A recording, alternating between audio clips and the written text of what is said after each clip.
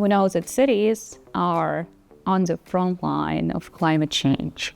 And one of the more salient risks that cities face currently is the increasing threat of floods.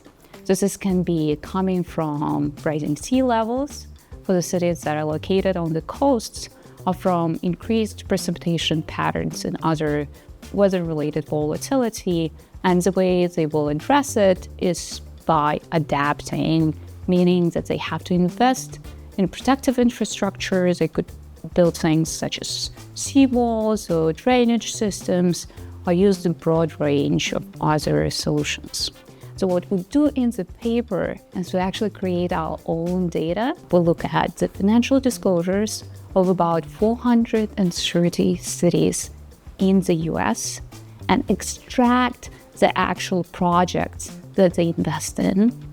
So when we analyze the data, we find that high flood risk cities tend to have more adaptation. This is really good news. There's also bad news.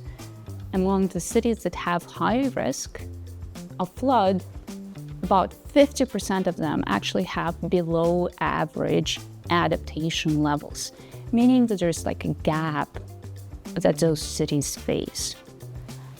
We further look into the data to predict what associates with this gap.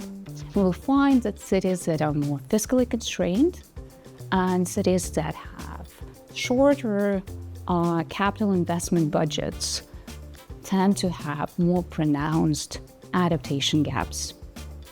Importantly, we don't find that a political party relates in any way to having an adaptation gap, meaning that cities that are governed by Republican leaders and cities that are governed by Democratic or non-partisan leaders will have about a similar amount of adaptation.